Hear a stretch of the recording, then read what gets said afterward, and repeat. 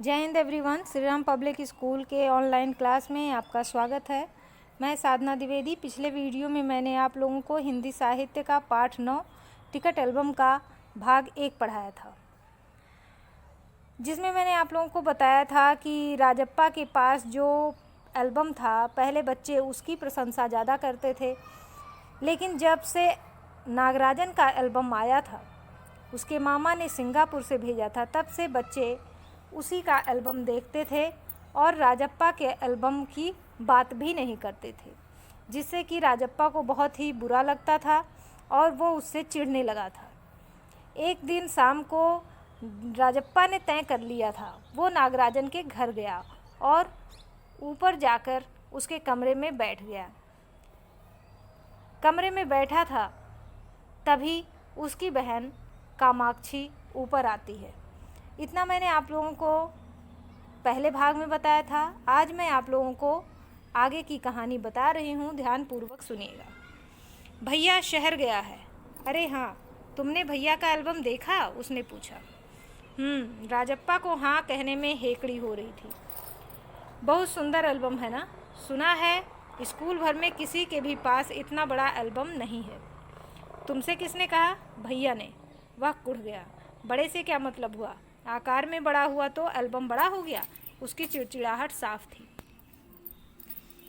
जब कामाक्षी राजप्पा को नागराजन के कमरे में बैठा देखती है तो वो कहती है कि भैया जो है वो शहर गया हुआ है। फिर उससे पूछती है कि क्या तुमने भैया का एल्बम देखा? तो वो कहता है देखा है। फिर पूछती है कि बहुत सुंदर एल्बम है ना, स्कूल भर में इतना बड़ा एल्बम किसी के पास नहीं है। तो वो कहता है कि तुमसे किसने कहा कि स्कूल में इतना बड़ा एल्बम और किसी के पास नहीं है? फिर वो बताती है कि भैया ने बताया। इस बात को सुनकर राजप्पा चिढ़ गया और उसने कहा कि बड़े का क्या मतलब है? आकार में बड़ा हुआ तो क्या एल्बम बड़ा हो गया? और इस बात से उसकी जो चिड़चिड़ाहट थी वो साफ नज़र आ रही थी। कामाक्षी कुछ देर तक वहीं रही, फिर नीचे चली गई। राजप्पा मेज पर बिखरी किताबों को टटोलने लगा। अचानक उसका हाथ दराज के ताले से टकरा गया। उसने ताले को खींच कर देखा, बंद था। क्यों ना उसे खोल कर देख लिया जाए। मेज पर से उसने चाबी ढूंढ निकाली। जब कामाक्षी नीचे चली गई तो राजप्पा जो था वो मेज पर जो किताबें रखी थी उसको टटोलने लगा, उसको देखने लगा इधर उधर। तो अचानक उसका जो हाथ था वो ताले से टकरा जाता है। जो मेज में दराज बना था उसमें ताला लगा हुआ था, तो वो ताले को खींच कर देखता है तो ताला बंद था। वो सोचता है कि क्यों ना इसे खोल कर देख लें। फिर वो मेज से ढूंढ ढूंढ के चाबी निकाल लेता है। सीढ़ियों के पास जाकर उसने एक बार झांक कर देखा, फिर जल्दी में दराज खोली। वो क्या करता है कि सोचता है कोई देख ना ले मुझे, इसलिए वो एक बार जाता है और सीढ़ी के पास से झांक कर देखता है कि कोई आ तो नहीं रहा है। फिर जल्दी से दराज खोलता है। एल्बम ऊपर ही रखा हुआ था। एल्बम जो नागराजन का एल्बम था वो ऊपर ही रखा हुआ था। वो उसको निकाल लेता है और फिर पहला पृष्ठ खोलता है। उन वाक्यों को उसने दोबारा पढ़ा। जो उस पर वाक्य लिखे थे उसे उसने दोबारा पढ़ा। उसका दिल तेज़ी से धड़कने लगा। उसका जो दिल था वो धड़कने लगा। एल्बम को झट कमीज के नीचे खोस लिया और दराज बंद कर दिया। सीढ़ियाँ उतरकर घर की ओर भागा। क्या करता है कि वो दराज को फिर बंद कर देता है, एल्बम को चुरा लेता है और सीढ़ियों से उतरकर घर की ओर चला जाता है। घर जाकर सीधा पुस्तक की अलमारी के पास गया और पीछे की ओर एल्बम छिपा दिया। उसने बाहर आकर झांका। पूरा शरीर जैसे जलने लगा था, गला सूख रहा था और चेहरा तमतमाने लगा था। क्या करता है, घर पहुंच करके अलमारी जो थी किताबों की उसके पीछे एल्बम को छिपा देता है और फिर बाहर आकर देखता है कि कहीं उसे कोई देख तो नहीं लिया। तो और उसे ये एहसास हो रहा था कि उसका जो शरीर है वो जल रहा है और गला जो है वो पूरा सूख रहा है और गुस्से के मारे वो पूरा तमतमा रहा है। रात 8 बजे अप्पू आया। हाथ पांव हिलाकर उसने पूरी बात कह सुनाई। रात को 8 बज रहा था, तब उसके यहाँ एक लड़का आता है जिसका नाम होता है अप्पू। वो आता है और उससे सारी बात बताता है। सुना तुमने, नागराजन का एल्बम खो गया। हम दोनों शहर गए हुए थे, लौट कर देखा तो एल्बम गायब। वो बताता है कि जब हम और नागराजन दोनों गए थे शहर, तो जब लौट कर आते हैं तो एल्बम को देखते हैं, एल्बम गायब रहता है। राजप्पा चुप रहता है। राजप्पा जो था वो चुप रहा। उसने अप्पू को किसी तरह टाला, उसने उसकी बात को टाल दिया। उसके जाते ही उसने झट कमरे का दरवाज़ा भिड़ा लिया यानी बंद कर लिया, और अलमारी के पीछे से एल्बम निकाल कर देखा। फिर क्या करता है कि अलमारी के पीछे से एल्बम निकालता है, फिर देखता है उसे और फिर छिपा देता है। डर था कहीं कोई देख ना ले, उसे डर था अगर कोई चोरी करता है तो उसको डर होता है कि कहीं कोई उसे देख ना ले, तो उसे भी डर था कि कहीं कोई देख ना ले, इसलिए वो फिर छिपा देता है। रात में खाना नहीं खाता, पेट जैसे भरा हुआ था, सारा घर चिंतित हो गया, उसका चेहरा भयानक हो गया था। जिसे अगर कोई गलत काम कर लिया है कोई व्यक्ति, तो उसको चिंता तो होती ही है और फिर कुछ अच्छा नहीं लगता। तो राजप्पा का भी वही हाल था, उसको कुछ अच्छा नहीं लग रहा था, इसलिए उसने रात में खाना भी नहीं खाया। उसको जैसे लग रहा था कि उसका पेट भरा हुआ है। उसकी इस हालत को देखकर पूरे घर वाले चिंतित हो गए और उसका जो चेहरा था वो भयानक था, मतलब डरावना था। रात उसने सोने की कोशिश की पर नींद नहीं आई। रात को वह सोना चाहा लेकिन उसको नींद नहीं आ रही थी। एल्बम सिरहाने तकिए के नीचे रखकर सो गया। एल्बम जो था वो फिर वहाँ से उठाकर अपने तकिए के नीचे रखता है और फिर सो जाता है।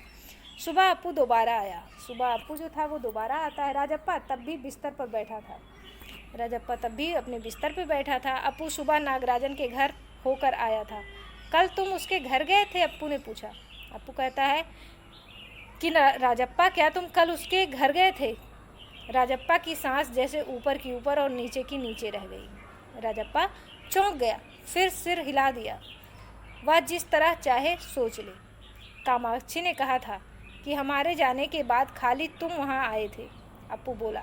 अप्पू बताता है कि जो नागराजन की बहन कामाक्षी है वो बता रही थी कि कल हमारे जाने के बाद तुम नागराजन के कमरे में आए थे। राजप्पा को समझते देर नहीं लगी कि अब सब उस पर शक करने लगे हैं। राजप्पा समझ गया कि अब सभी लोग उसी पर शक करेंगे और उस पर शक कर रहे हैं। कल रात से नागराजन लगातार रोए जा रहा है।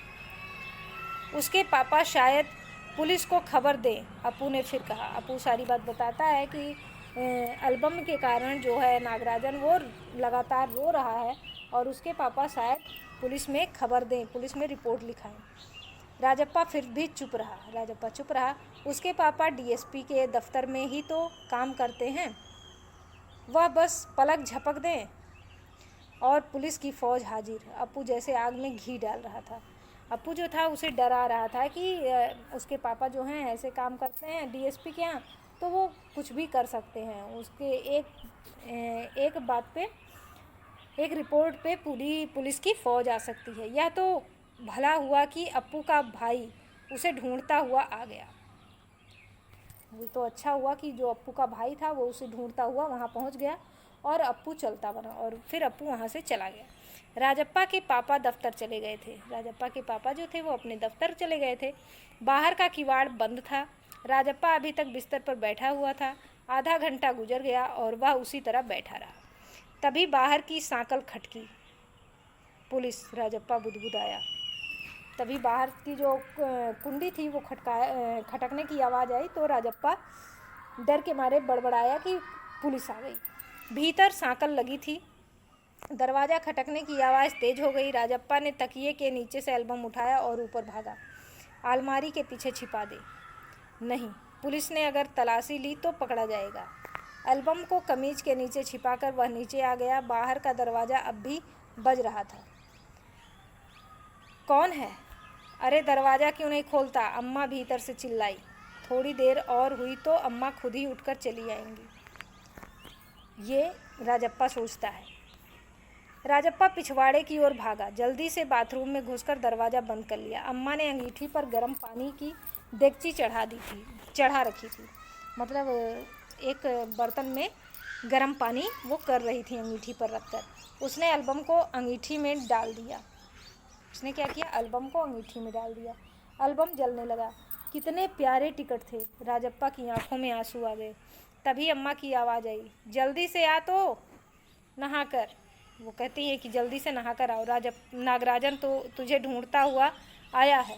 नागराजन उसे ढूंढता हुआ उसके घर आया था। राजप्पा ने निकर उतार दी और गीला तौलिया लपेटकर बाहर आ गया। कपड़े बदलकर वह ऊपर गया। नागराजन कुर्सी पर बैठा हुआ था। उसे देखते ही बोला, मेरा एल्बम खो गया है यार। उसका चेहरा उतरा हुआ था। उसका जो चेहरा था वो उतर गया था। काफ़ी रोकर आया था शायद। कहाँ रखा था तुमने? राजप्पा ने पूछा। राजप्पा पूछता है कि तुमने कहाँ पर रखा था? शायद दराज में। शहर से लौटा तो गायब। नागराजन की आंखों में आंसू आ गए। राजप्पा से चेहरा बचाकर उसने आंखें पोंछ लीं। रो मत यार, राजप्पा ने उसे पुचकारा। वह फपक कर रो दिया। राजप्पा झट नीचे उतर कर गया। 1 मिनट में वह ऊपर नागराजन के सामने था। उसके हाथ में उसका अपना एल्बम था। लो, यह रहा मेरा एल्बम, इसे तुम रख लो। ऐसे क्यों देख रहे हो? मजाक नहीं कर रहा, सच कहता हूँ। इसे अब तुम रख लो। बहला रहे हो यार। नागराजन को जैसे यकीन नहीं आया। नहीं यार, सचमुच तुमको देख रहा हूँ, रख लो। राजप्पा भला अपना एल्बम उसे दे दे, कैसा चमत्कार है। नागराजन को अब भी यकीन नहीं आ रहा था, पर राजप्पा अपनी बात पर बार बार दोहरा रहा था। उसका गला भर आया था। ठीक है, मैं इसे रख लेता हूँ, पर तुम क्या करोगे? मुझे नहीं चाहिए। क्यों? तुम्हें एक भी टिकट नहीं चाहिए? नहीं। पर तुम कैसे रहोगे बगैर किसी टिकट के? रोता क्यों है यार? ले, इस एल्बम को तू ही रख ले। इतनी मेहनत की है तूने। नागराजन बोला। नहीं, तुम रख लो। लेकर चले जाओ, चले जाओ यहाँ से। वह चीखा और फूट फूट कर रो दिया। नागराजन की समझ में कुछ नहीं आया। वह एल्बम लेकर नीचे उतर गया। कमीज में आंखें पोंछता हुआ राजप्पा भी नीचे उतर आया। दोनों साथ साथ दरवाजे तक आए। बहुत बहुत धन्यवाद। मैं घर चलूँ? नागराजन सीढ़ियाँ उतरने लगा।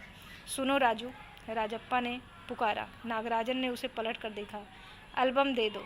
मैं आज रात जी भरकर इसे देखना चाहता हूँ। कल सुबह तुम्हें दे जाऊँगा। ठीक है।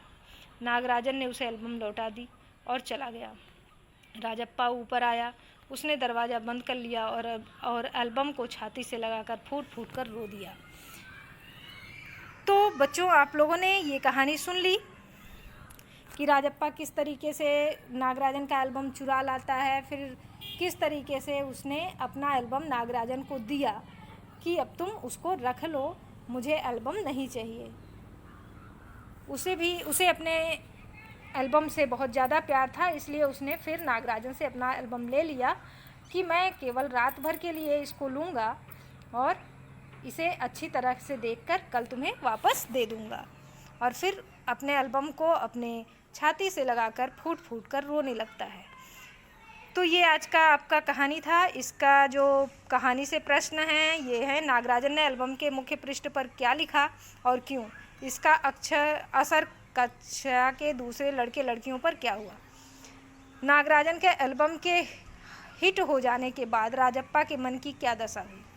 तीसरा है, एल्बम चुराते समय राजप्पा किस मानसिक स्थिति से गुजर रहा था? चौथा है, राजप्पा ने नागराजन का टिकट एल्बम अंगीठी में क्यों डाल दिया? पांचवा है, लेखक ने राजप्पा के टिकट इकट्ठा करने की तुलना मधुमक्खी से क्यों की?